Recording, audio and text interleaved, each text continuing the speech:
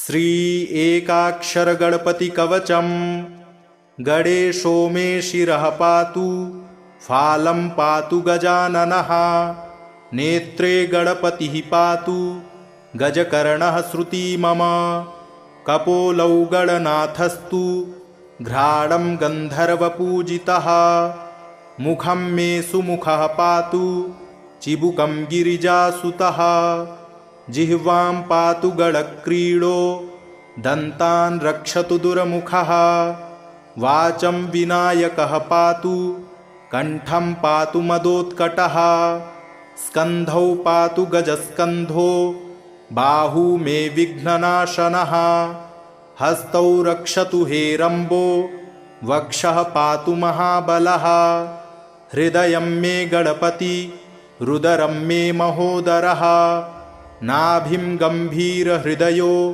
पृष्ठं पातु सुरप्रियः कटिं मे विकटः पातु गुह्यं मे गुहपूजितः ऊरू मे पातु कौमारं जानुनी च गणाधिपः जङ्घे जयप्रदः पातु गुल्फौ मे धूर्जटिप्रियः चरणौ दुर्जयः पातुर्साङ्गं गणनायकः आमोदो मे ग्रतः पातु प्रमोदः पातु पृष्ठतः दक्षिणे पातु सिद्धीशो वामे विद्याधरार्चितः प्राच्यां रक्षतु मां नित्यं चिन्तामणिविनायकः आग्नेयां वक्रतुण्डो मे दक्षिणस्यामुमासुतः नैऋत्यां सर्वविघ्नेशो पातु नित्यं गणेश्वरः प्रतीच्यां सिद्धिदः पातु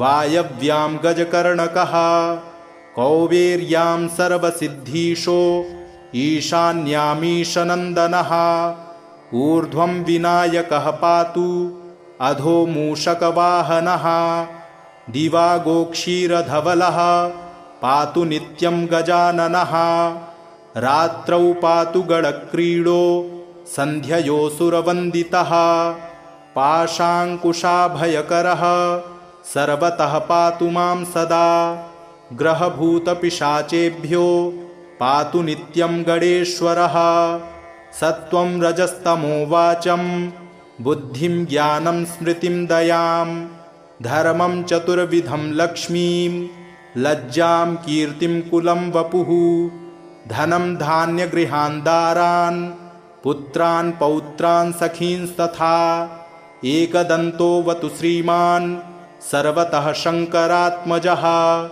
सिद्धिदं कीर्तिदं देवी प्रपठेन्नियतः शुचिः एककालं द्विकालं वा त्रिकालं वापि भक्तितः न तस्य दुर्लभं किञ्चित् त्रिषु लोकेषु विद्यते सर्वपापविनिर्मुक्तो जायते भुवि मानवः यं यं कामयते मर्त्यः सुदुर्लभमनोरथं तं तं प्राप्नोति सकलं षाण्मासान्नात्र संशयः मोहनस्तम्भनाकर्ष मारणोच्चाटनं वशं स्मरणादेव जायन्ते नात्र कार्या विचारणा सर्वविघ्नहरे देवीं ग्रहपीडानिवारणं सर्वशत्रुक्षयकरं सर्वापत्तिनिवारणं धृत्वेदं कवचं देवी यो जपेन्मन्त्रमुत्तमं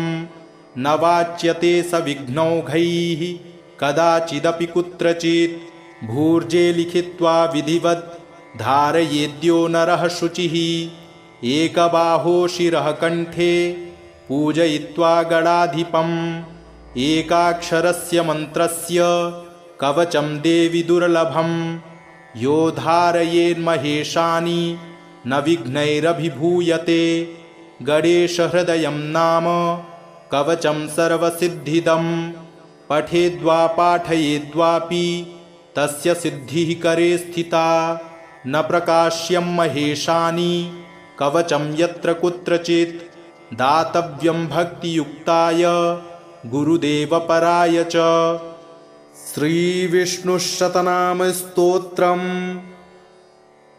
वासुदेवं हृषीकेशं वामनं जलशायिनं जनार्दनं हरिं कृष्णं श्रीवक्षं गरुडध्वजं वाराहं पुण्डरीकाक्षं नृसिंहं नरकान्तकम् अव्यक्तं शाश्वतं विष्णु मनन्तमजमव्ययं नारायणं गदाध्यक्षं गोविन्दं कीर्तिभाजनं गोवर्धनोद्धरं देवं भूधरं भुवनेश्वरं वेत्तारं यज्ञपुरुषं यज्ञेशं यज्ञवाहकं चक्रपाणिं गदापाणिं शङ्खपाणिं नरोत्तमं वैकुण्ठं दुष्टदमनं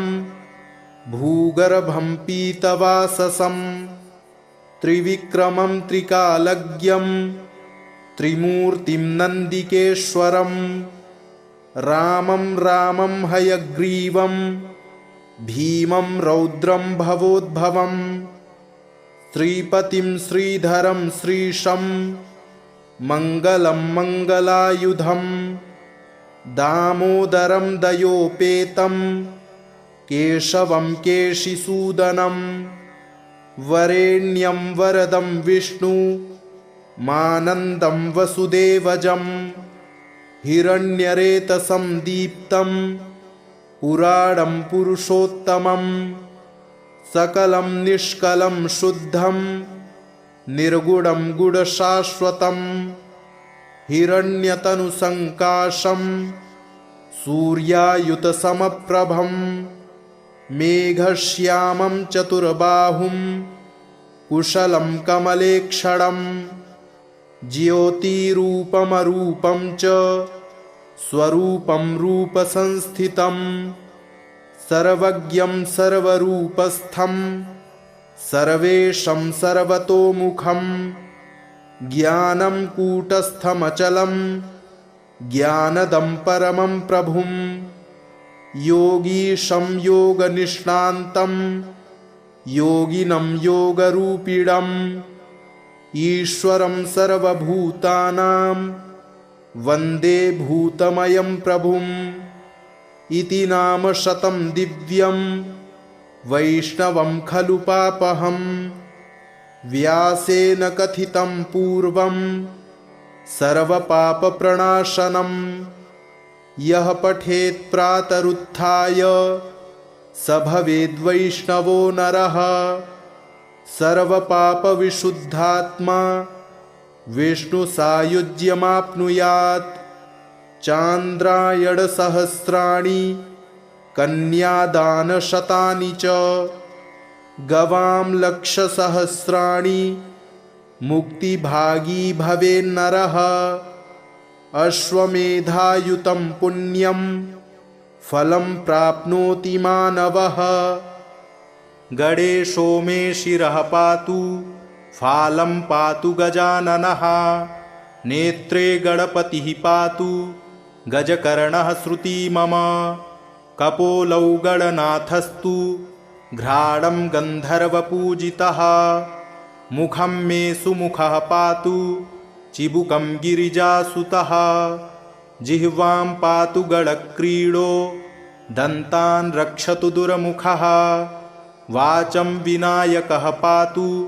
कण्ठं पातु मदोत्कटः स्कन्धौ पातु गजस्कन्धो बाहू मे विघ्ननाशनः हस्तौ रक्षतु हेरम्बो वक्षः पातु महाबलः हृदयं मे गणपति रुदरं मे महोदरः नाभिं गम्भीरहृदयो पृष्ठं पातु सुरप्रियः कटिं मे विकटः पातु गुह्यं मे गुहपूजितः ऊरू मे पातु कौमारं जानुनी च गणाधिपः जङ्घे जयप्रदः पातु गुल्फौ मे धूर्जटिप्रियः चरणौ दुर्जयः पातुर्साङ्गं गणनायकः आमोदो मे ग्रतः पातु प्रमोदः पातु पृष्ठतः दक्षिणे पातु सिद्धीशो वामे विद्याधरार्चितः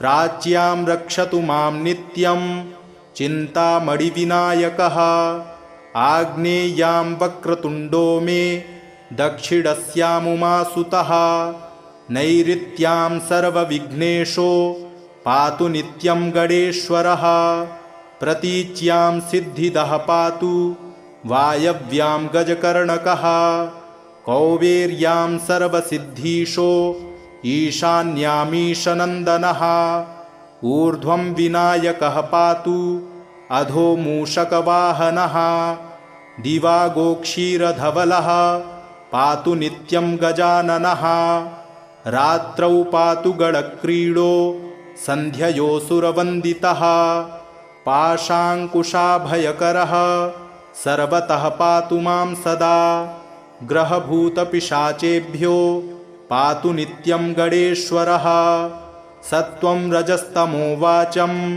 बुद्धिं ज्ञानं स्मृतिं दयां धर्मं चतुर्विधं लक्ष्मीं लज्जां कीर्तिं कुलं वपुः धनं धान्यगृहान् दारान् पुत्रान् पौत्रान् सखींस्तथा एकदन्तोऽवतु श्रीमान् सर्वतः शङ्करात्मजः सिद्धिदं कीर्तिदं देवी प्रपठेन्नियतः शुचिः एककालं द्विकालं वा त्रिकालं वापि भक्तितः न तस्य दुर्लभं किञ्चित् त्रिषु लोकेषु विद्यते सर्वपापविनिर्मुक्तो जायते भुवि मानवः यं यं कामयते मर्त्यः सुदुर्लभमनोरथं तं तं प्राप्नोति सकलं षाण्मासान्नात्र संशयः मोहनस्तम्भनाकर्ष मारणोच्चाटनं वशं स्मरणादेव जायन्ते नात्र कार्या विचारणा सर्वविघ्नहरे देवीं ग्रहपीडानिवारणं सर्वशत्रुक्षयकरं सर्वापत्तिनिवारणं धृत्वेदं कवचं देवी यो जपेन्मन्त्रमुत्तमं न वाच्यते स विघ्नौघैः कदाचिदपि कुत्रचित् भूर्जे लिखित्वा विधिवद् धारयेद्यो नरः शुचिः एकबाहो शिरः कण्ठे पूजयित्वा गणाधिपम् एकाक्षरस्य मन्त्रस्य कवचं देवि दुर्लभं यो धारयेन्महेशानि न विघ्नैरभिभूयते गणेशहृदयं नाम कवचं सर्वसिद्धिदं पठेद्वा पाठयेद्वापि तस्य सिद्धिः करे स्थिता न प्रकाश्यं महेशानि कवचं यत्र कुत्रचित् दातव्यं भक्तियुक्ताय गुरुदेवपराय च वासुदेवं हृषीकेशं वामनं जलशायिनं जनार्दनं हरिं कृष्णं श्रीवक्षं गरुडध्वजं वाराहं पुण्डरीकाक्षं नृसिंहं नरकान्तकम् अव्यक्तं शाश्वतं विष्णु मनन्तमजमव्ययं नारायणं गदाध्यक्षं गोविन्दं कीर्तिभाजनं गोवर्धनोद्धरं देवं भूधरं भुवनेश्वरं वेत्तारं यज्ञपुरुषं यज्ञेशं यज्ञवाहकं चक्रपाणिं गदापाणिं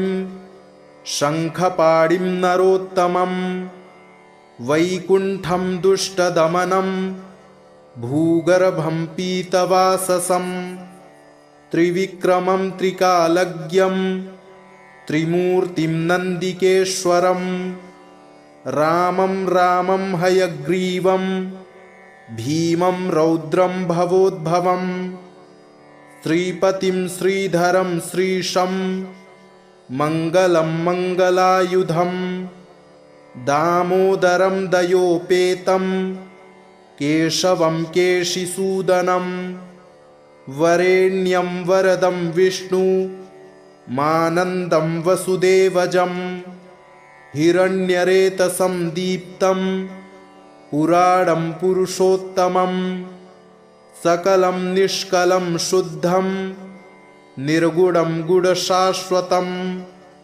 हिरण्यतनुसङ्काशं सूर्यायुतसमप्रभं मेघश्यामं चतुर्बाहुं कुशलं कमलेक्षणं ज्योतिरूपमरूपं च स्वरूपं रूपसंस्थितं सर्वज्ञं सर्वरूपस्थं सर्वेशं सर्वतोमुखं ज्ञानं कूटस्थमचलं ज्ञानदं परमं प्रभुं योगीशं योगनिष्णान्तं योगिनं योगरूपिणम् ईश्वरं सर्वभूतानां वन्दे भूतमयं प्रभुम् इति नाम शतं दिव्यं वैष्णवं खलु पापहं व्यासेन कथितं पूर्वं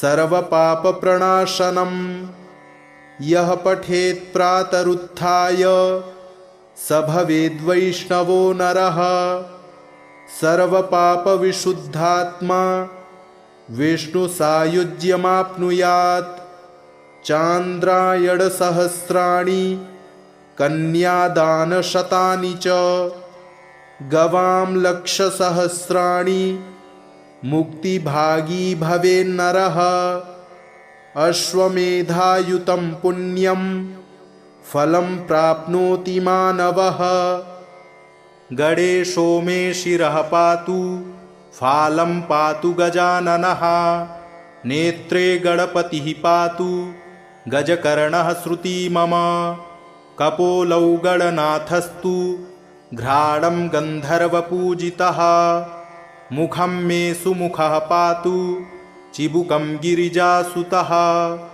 जिह्वां पातु गणक्रीडो दन्तान् रक्षतु दुर्मुखः वाचं विनायकः पातु कण्ठं पातु मदोत्कटः स्कन्धौ पातु गजस्कन्धो बाहू मे विघ्ननाशनः हस्तौ रक्षतु हेरम्बो वक्षः पातु महाबलः हृदयं मे गणपति रुदरं मे महोदरः नाभिं गम्भीरहृदयो पृष्ठं पातु सुरप्रियः कटिं मे विकटः पातु गुह्यं मे गुहपूजितः ऊरू मे पातु कौमारं जानुनी च गणाधिपः जङ्घे जयप्रदः पातु गुल्फौ मे धूर्जटिप्रियः चरणौ दुर्जयः पातुर्साङ्गं गणनायकः आमोदो मे ग्रतः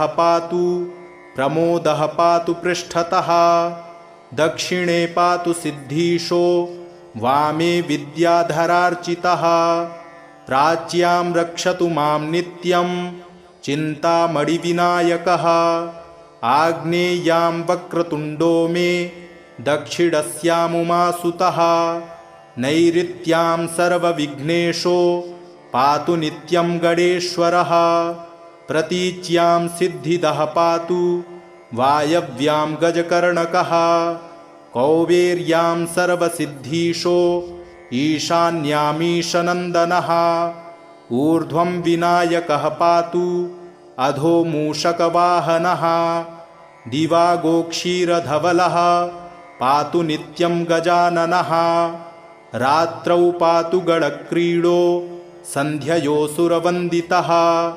पाशाङ्कुशाभयकरः सर्वतः पातु मां सदा ग्रहभूतपिशाचेभ्यो पातु नित्यं गणेश्वरः सत्वं रजस्तमो वाचं बुद्धिं ज्ञानं स्मृतिं दयां धर्मं चतुर्विधं लक्ष्मीं लज्जां कीर्तिं कुलं वपुः धनं धान्यगृहान् दारान् पुत्रान् पौत्रान् सखींस्तथा एकदन्तोऽवतु श्रीमान् सर्वतः शङ्करात्मजः सिद्धिदं कीर्तिदं देवी प्रपठेन्नियतः शुचिः एककालं द्विकालं वा त्रिकालं वापि भक्तितः न तस्य दुर्लभं किञ्चित् त्रिषु लोकेषु विद्यते सर्वपापविनिर्मुक्तो जायते भुवि मानवः यं यं कामयते मर्त्यः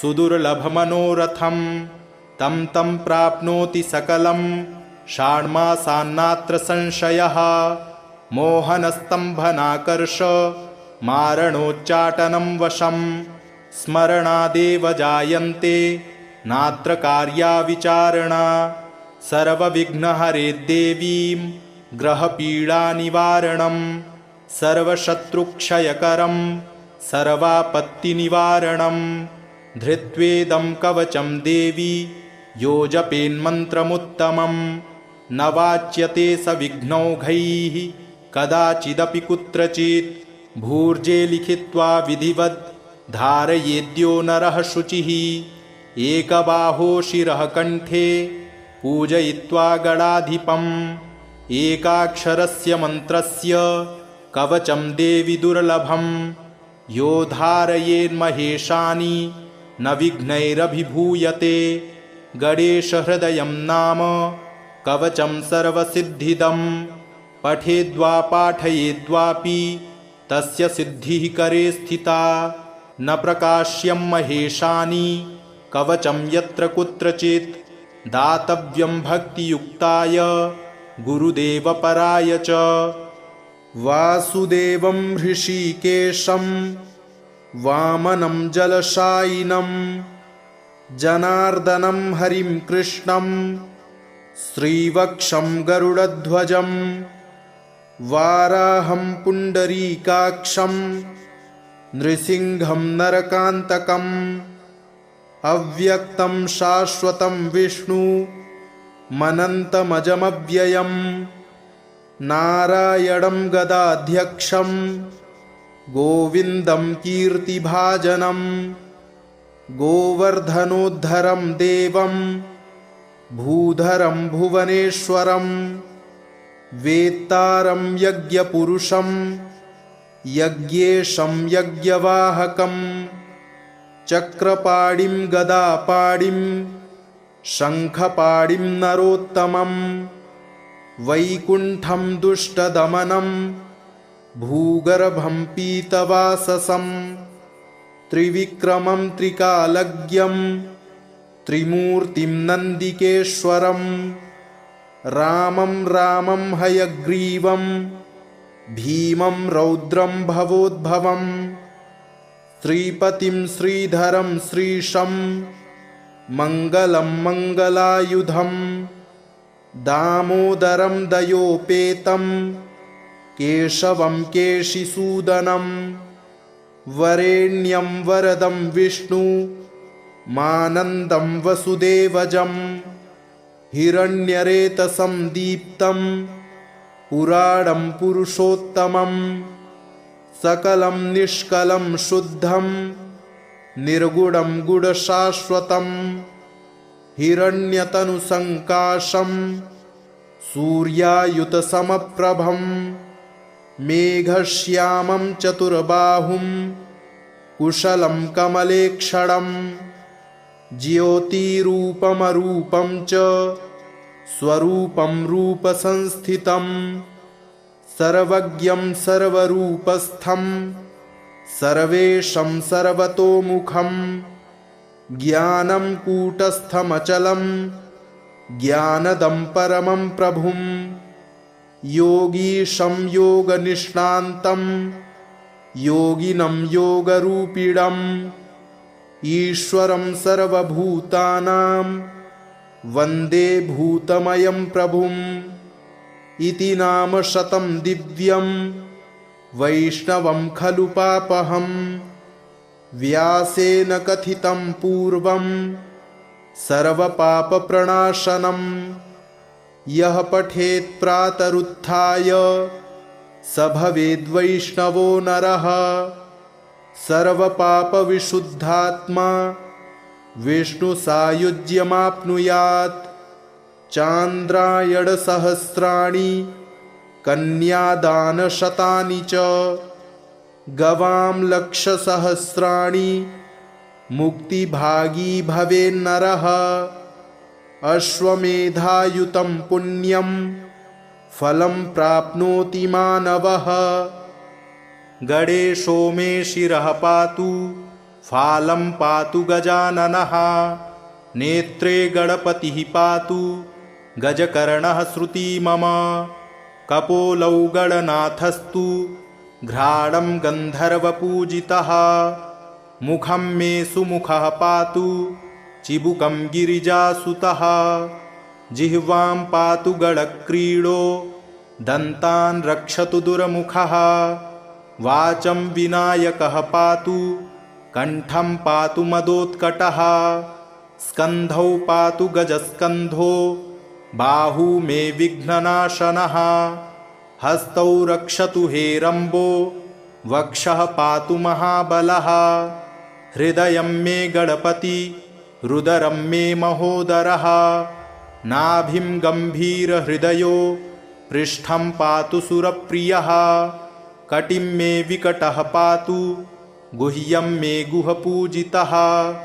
ऊरू मे पातु कौमारं जानुनी च गणाधिपः। जङ्घे जयप्रदः पातु गुल्फौ मे धूर्जटिप्रियः।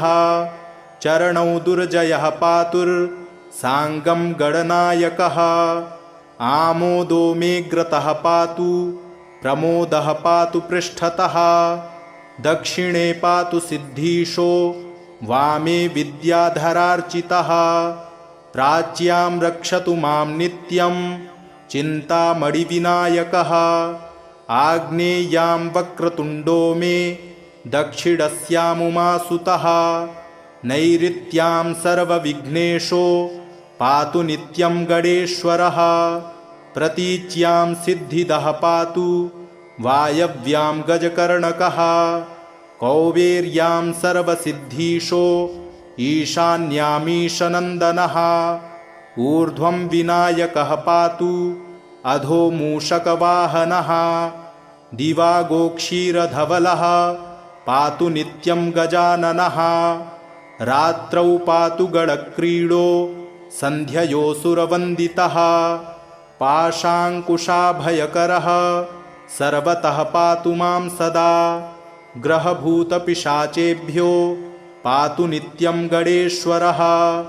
सत्त्वं रजस्तमो वाचं बुद्धिं ज्ञानं स्मृतिं दयां। धर्मं चतुर्विधं लक्ष्मीं लज्जां कीर्तिं कुलं वपुः। धनं धान्यगृहान् दारान् पुत्रान् पौत्रान् सखींस्तथा। एकदन्तोऽवतु श्रीमान् सर्वतः शङ्करात्मजः। सिद्धिदं कीर्तिदं देवी प्रपठेन्नियतः शुचिः। एककालं द्विकालं वा त्रिकालं वापि भक्तितः।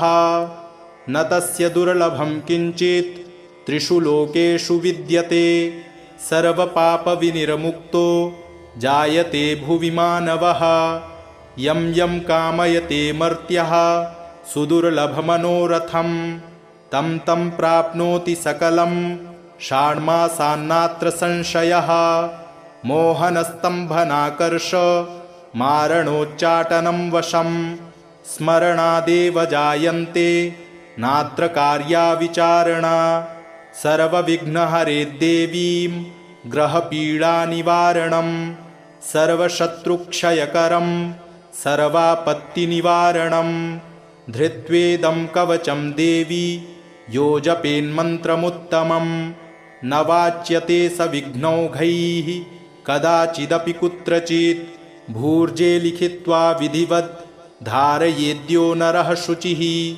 एकबाहो शिरः कण्ठे पूजयित्वा गणाधिपम्। एकाक्षरस्य मन्त्रस्य कवचं देवि दुर्लभं। यो धारयेन्महेशानि न विघ्नैरभिभूयते। गणेशहृदयं नाम कवचं सर्वसिद्धिदं। पठेद्वा पाठयेद्वापि तस्य सिद्धिः करे स्थिता। न प्रकाश्यं महेशानि कवचं यत्र कुत्रचित्। दातव्यं भक्तियुक्ताय गुरुदेवपराय च।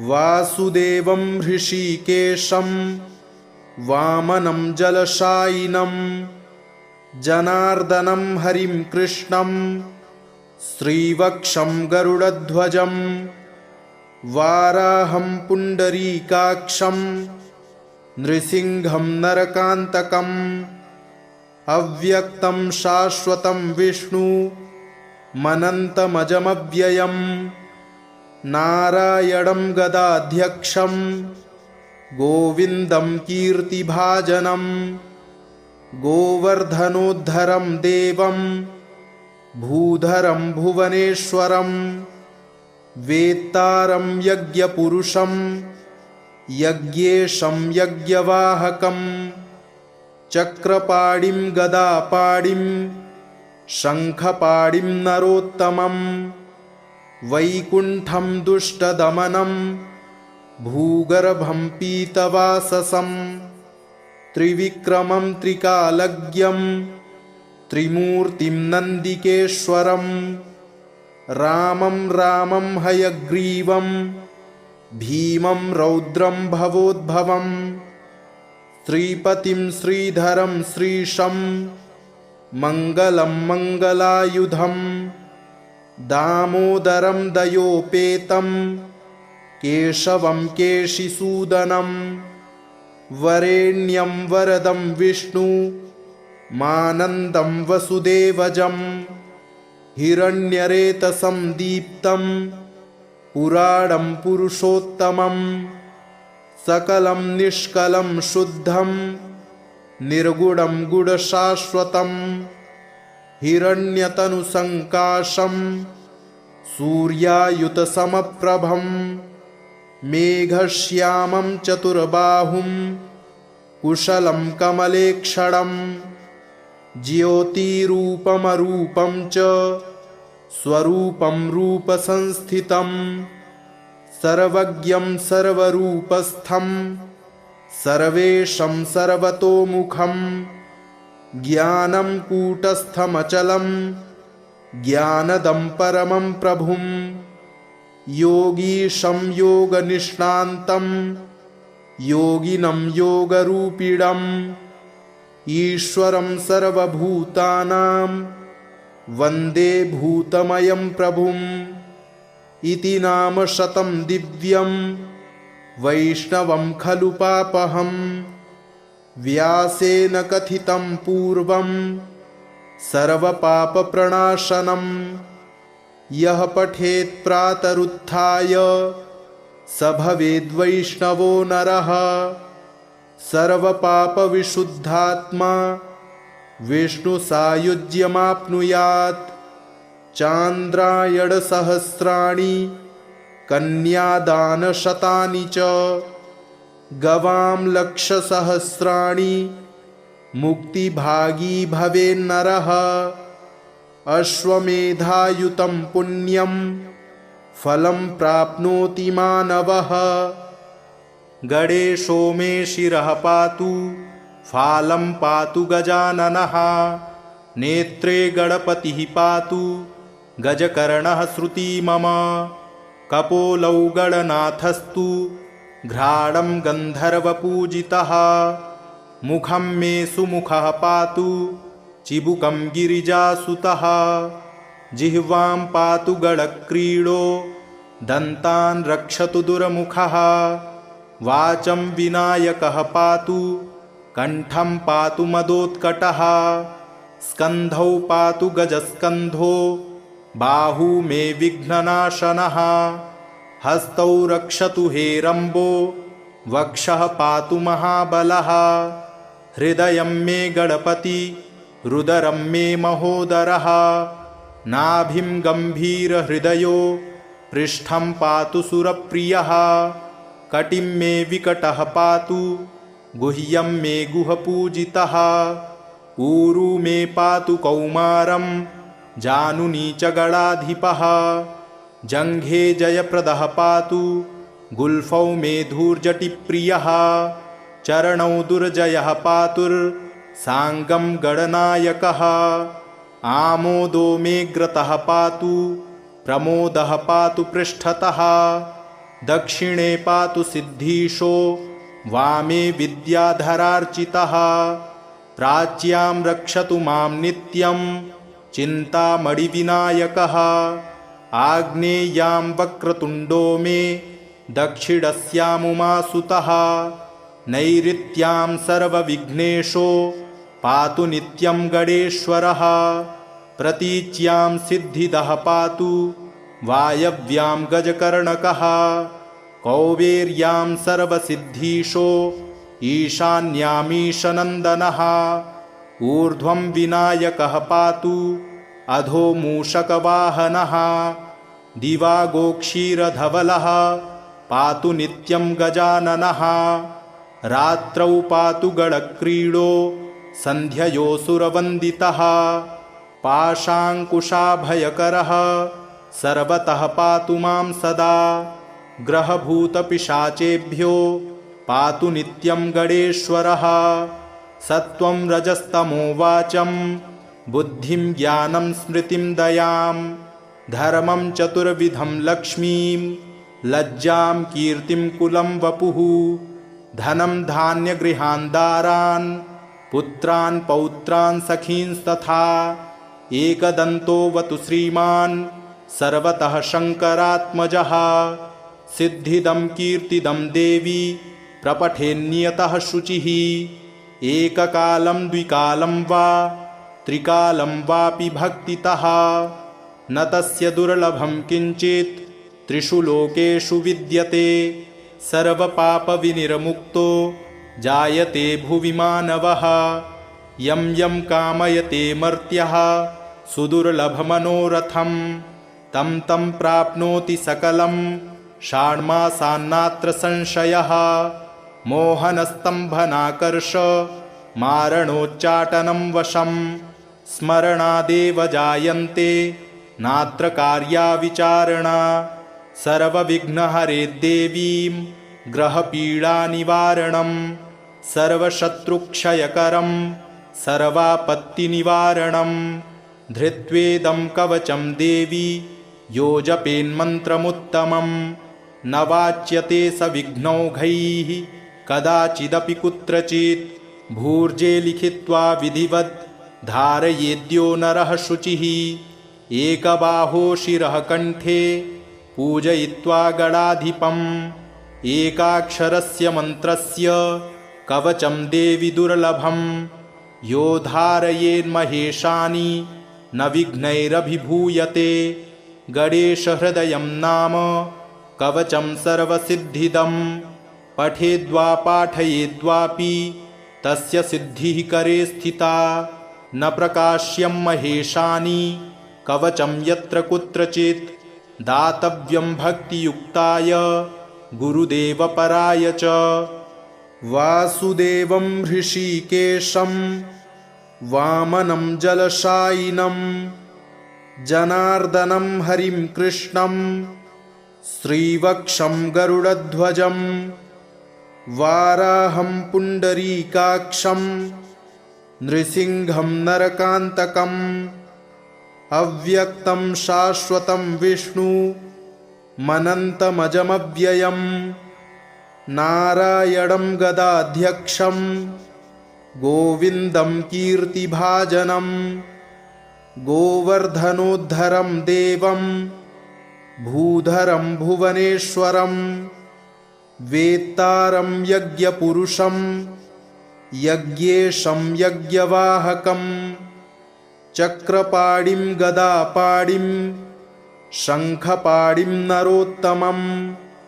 वैकुण्ठं दुष्टदमनं भूगर्भं पीतवाससं।